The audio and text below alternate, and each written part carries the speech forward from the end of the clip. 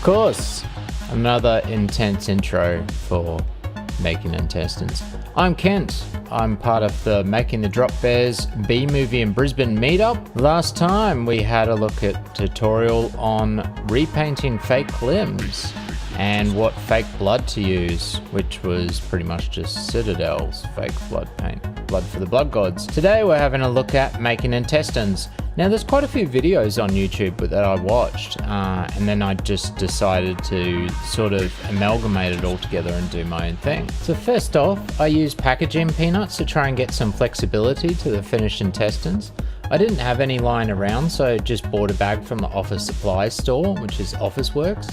The group then threaded the peanuts through 0.8mm electrical insulated copper wire, as this could keep the desired shape, flexibility and strength that we really wanted. From here we used red tissue paper cut into strips and made a paper mache mix with about 40% craft or wood glue and 60% water.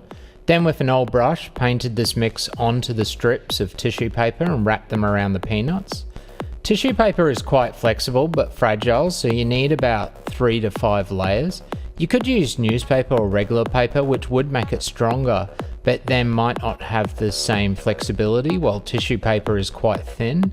Also, you can see once all the coats are on, the tissue paper holds up being moved around fairly well, which I'll show you later. You don't have to use red paper, as you want to totally coat the intestines with paint, which will cover this up. After I'd made the intestines, I actually went to the hardware store and saw these polyurethane rods. So you may want to try these instead of the peanuts. Not sure what the flexibility would be like, and it probably just comes out very curved. But you know, worth a try if you want to give it a go. So here's the intestines just drying. You can see the one on the left shrunk quite a bit because too much mix. One on the right, not enough layers and has started to crack. But here they are now, and you can see how much you can curve them and actually make them quite flexible if you get enough layers of the tissue paper on. So we just used basic acrylic paints for the base coat, then followed by a Citadel blood paint, and then gloss and matte finish for the outer coats to help build strength.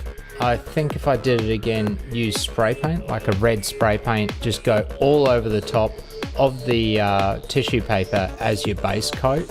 And I'd probably do a few layers of that or then add to that, because you can't get enough paint.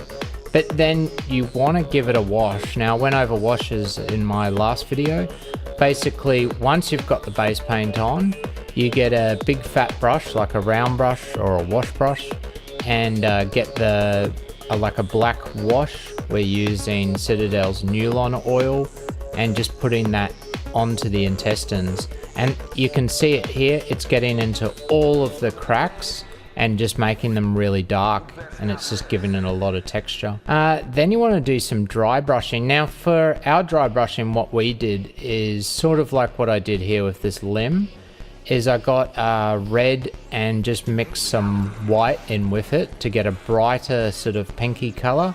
And then like this guy is doing with his miniature, just go over the top of the intestines, so it's just picking up the high parts of the intestines. So you want to wipe off as much of the paint as possible, like he's doing here. He's wiping it to the side and then just highlighting the high parts of the intestines. So once you've done the wash and dry brush, it's time for the coat of blood paint and then a varnish or gloss sort of coat as well.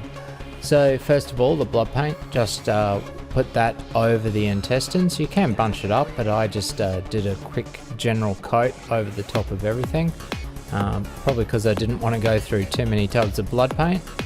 So it just gives it a sort of glossy red transparent look, and so it looks a bit bloody. If you want to add pus, then once you've done that, add the Nurgle's rot paint.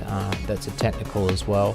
Then follow that up with the gloss spray or a few coats of varnish or gloss. I'd go a few coats of gloss, and that's going to make it stronger.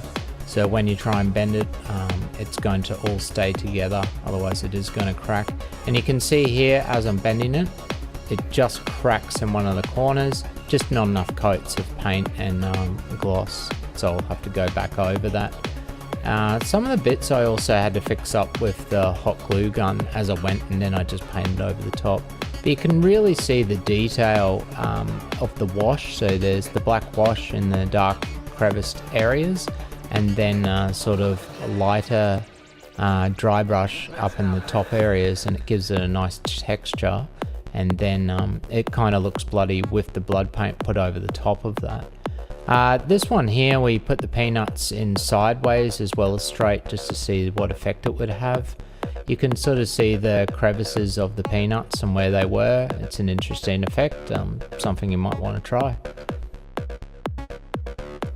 So that's how the meetup group made our intestines, but as you can see on YouTube, there's lots of different ways that you can do it. I think it really depends that if you're going to have a dry shoot like we are, where we're going to add a lot of the blood effects in post, just because we're shooting inside a church, compared to other shoots where you want to throw a lot of fake blood around and just have a lot of fun. So I want mine to look as bloody as possible, but be totally dry at the same time. So it's really up to you. If you are in the Brisbane region of Australia and you would like to join us, then you can. Over at Meetup, we're making a B-movie Brisbane, easy to find. Also, you can support or just take a look at our posts on Patreon. It's www.patreon.com/dropbears. A lot coming up. We're doing a few more tutorials, looking at how we made our costume, making a mask from scratch, and that includes like the head mold to put the clay mask over, because I made that instead of buying one, because it's $180. So that's all coming up. I got a new tripod and mic, so hopefully I can get actual better video content going as well. I'm just starting out here, so we'll see how we go. And the cat's meowing at me again. Right on time. Alright, until next time. Oh no, what happened to my voice? Work it. Yeah. Let's go.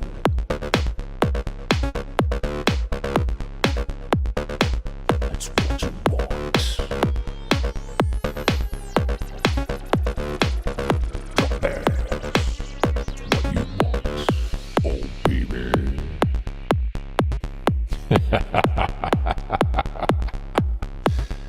Ah.